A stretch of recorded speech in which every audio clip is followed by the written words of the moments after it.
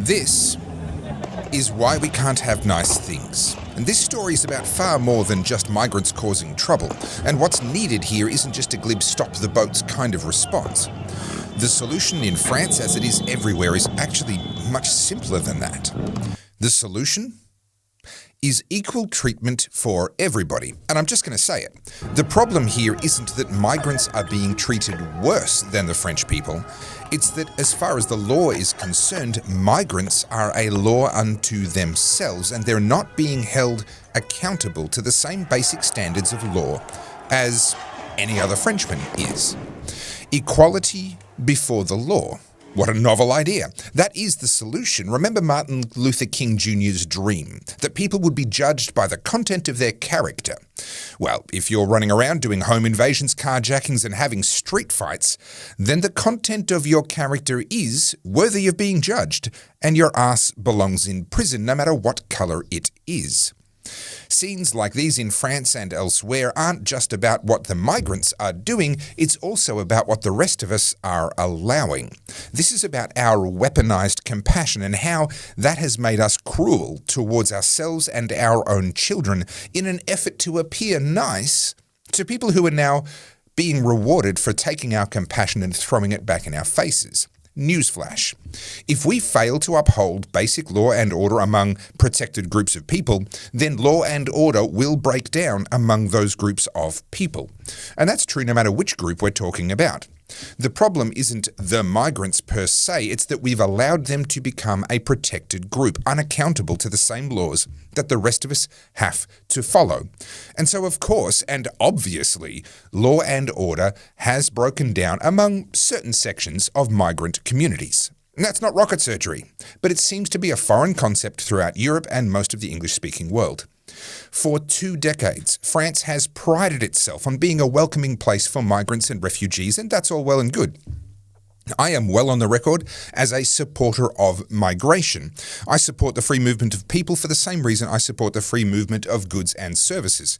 Well, because it's a human right as a matter of principle, and because as a matter of practicality, it does lead in the long run to the best outcomes for everyone if we treat everyone the same before the law and hold everyone to the same standards, properly punishing those who do harm to others, whether they are migrants or not. And that is where it has all gone horribly wrong. My name is Topher Field. This is the Topher Project, and I help busy people like you to make sense of the nonsense that surrounds us. And in particular, I dig deeper into issues to see what lies beneath, rather than the superficial, surface-level coverage you get from the misinformation industrial complex. I am 100% viewer-supported, so if these sorts of principled takes on current events are something you want to see more of, then please head over to topherfield.net and buy me a coffee. Or if you don't already have my books about civil disobedience and the right way to protest and make a point when the government goes bad, then you can find my books, plus my multi-award-winning DVD, my t-shirts, hoodies, and so much more at goodpeoplebreakbadlaws.com. Thank you for your support and for making it possible for me to keep bringing you stories like this one. We have just witnessed yet another round of violent riots and protests in France with 2 dead and many more injured. Once again, we've seen stores being looted, cars being burned, violent clashes with police, and debris and flames in the streets. And once again, we're seeing that the vast majority, if not the entirety, of these riots are made up of immigrants. So, it would appear to be a slam dunk, open and shut case. Immigration is the problem, shut the door, deport the immigrants, problem solved. But that's only partly correct. The problem with that, as pro-immigration activists will rightly point out, the trouble arises actually from a very small proportion of migrants. France has tens of millions of migrants, many legal, many not. If even half of them joined in with scenes like this, the whole country would be on fire. So, whilst it is simple to just blame migration and look no further, that's wrong as a matter of fact and principle, but also, it makes it an impossible problem to fix. So, by misdiagnosing the problem as just, oh, it's the immigrants, we make it so that we can never fix the problem. Because, like it or not, there are vast numbers of migrants living and working in every Western country. And if you wanted to remove all of them, or just the illegal ones, well, that's practically impossible, and you'd have to turn your country into a police state, which, newsflash, isn't going to work out the way that you think. But I'm not suggesting that we should therefore just throw our hands in the air and do nothing, because the problem isn't that immigrants live in France. It's that when it comes to violent crimes and property crimes, immigrants in France aren't treated the same way as the rest of the French. Far from it. Immigrant communities get away with all manner of crimes that the French people themselves simply would never get away with, and nor should they. There's countless documented examples of migrants in France getting away with murder, literally, because French police simply won't bother trying to solve those murders.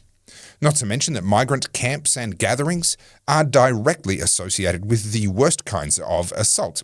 Crimes so heinous that I can't say their name on YouTube without getting shadow banned, as well as associated with rioting, home invading, looting, theft, and all manner of other crimes. We know which group is responsible, but we're not allowed to say it, and French police aren't allowed to investigate it in order to find the actual individuals who were responsible. The same's true in the UK. If you're the kind of person who watches my channel, then I probably don't need to explain to you just how bad things have become in London, with grooming gangs of migrants systematically engaging in the worst kinds of abuse, with the full knowledge of the police and the government, and with gaslighting by the mainstream media. And yet, for the most part, no action was taken against many of these gangs or their members. Sweden, Stockholm, once a poster child of kind and compassionate immigration policies, is now among the most dangerous places in the Western world for a woman to walk alone at night. And in Melbourne, we are now following the UK in the banning of knives in a doomed effort to stem the flow of street fights and violence which mostly involves migrants. Paris today, Melbourne tomorrow. But again, it's not actually the migrants per se. You see, I'm old enough to remember when it was the Lebanese who were going to be the ruin of Australia. Lebanese gangs occupied the headlines in my childhood. Before that were the Greek and Italian gangs, and then after the Lebanese came the Vietnamese gangs, which were supposedly going to overrun the city as well. But none of those predictions came true. Why? Well, because back then, we upheld law and order, and in the process we weeded out the troublemakers and ensured that everyone had the same incentives to abide by our laws and get on with living and working and raising families. What's changed this time? Well, it's not that these migrants don't fit in some special and unique way. No migrants fit in at first. What's changed is that we are not insisting that they obey our laws, and we are not punishing the ones that refuse. It's not because we've allowed the migrants in. There's plenty of migrants that cause no issues whatsoever. It's because we've gone soft on the individuals who do not respect our laws. And that is why these issues have now escalated into open violence and criminality in a way that was never true of those previous migrant groups. Melbourne is now just one flashpoint away from mimicking Paris and Stockholm, and already resembles the worst parts of London. These cities that were once the envy of the world have become dirty and dangerous, and it's because they listened to people who called for compassion. Our sense of kindness was weaponized against us by activists who insisted that we couldn't hold immigrants to the same basic standards of law and order as what we hold each other. Oh no, that would be culturally insensitive. These people come from war zones. They're traumatized. They've grown up in poverty. They don't understand. And all of that may be true, but that's all the more reason to uphold our laws and standards without compromise, because if we accept these people, given knowing all of that, then it's on us to ensure that they very quickly come to understand they're not in the war zone anymore, and they are not welcome to bring the war zone with them. They're not in that kind of poverty anymore, and living that way isn't acceptable here. We are willing to help them work through their trauma, but we are not going to be subjected by them to trauma of our own. They called it compassion for migrants, but actually, we've condemned the migrants and ourselves with them. See, the idea that we can't expect a group like the Sudanese migrants to live up to the same standards as the rest of us. That's known as the tyranny of low expectations. It pretends to be a form of compassion, lowering the bar for a specific group of people who are perceived to be unable to or at some disadvantage when living up to a given standard like law and order. And the first order effect of such weaponized compassion is that it makes it easier for those people to get by.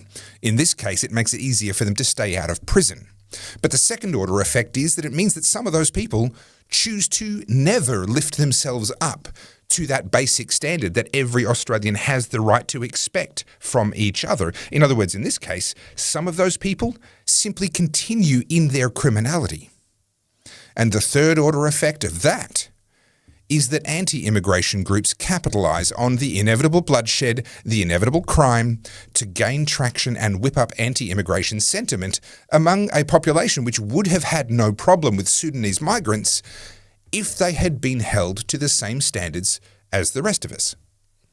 The refugee lobby weaponized our compassion against us. They insisted that we had to tolerate lawlessness and violence from new migrants in a way that we would never tolerate from anyone else. In Victoria, the justice system got on board, and they created a two-tiered justice system where the tyranny of low expectations allowed young African men to get away with terrible, violent crimes. And now that it's out of control, the anti-immigration sentiment is rising, the tinderbox is drying, and Melbourne is just one flashpoint away from being Paris or worse.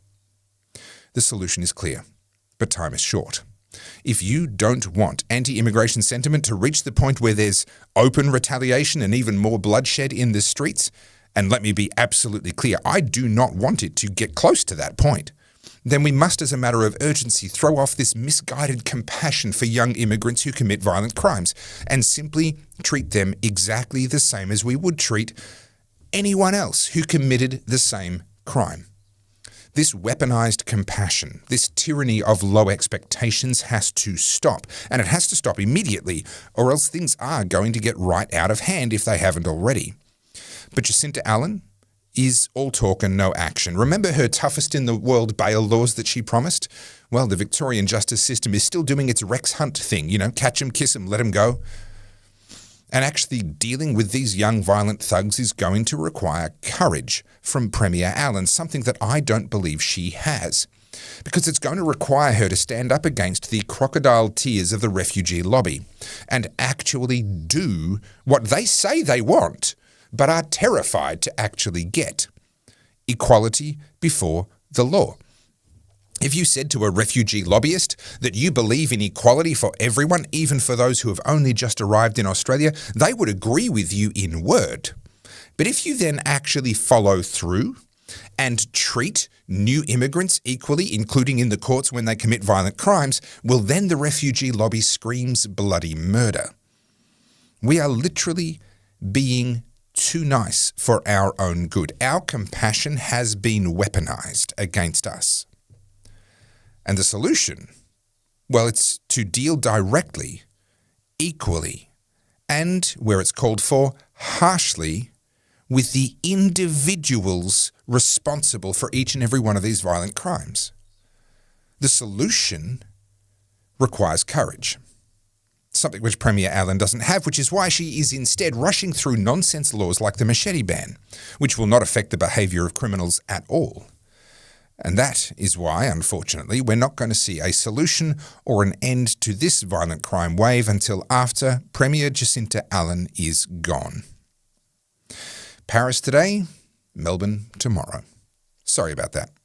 My name is Topher Field. This is the Topher Project, and I help busy people like you to see what's going on beneath the surface of the big issues. If you'd like me to keep doing more of this work, then you can support me via the Buy Me a Coffee button on my website, topherfield.net, or grab a copy of my books, DVDs, and merch from goodpeoplebreakbadlaws.com. Thank you for watching to the end. Please like, comment, subscribe, and as always, stay free.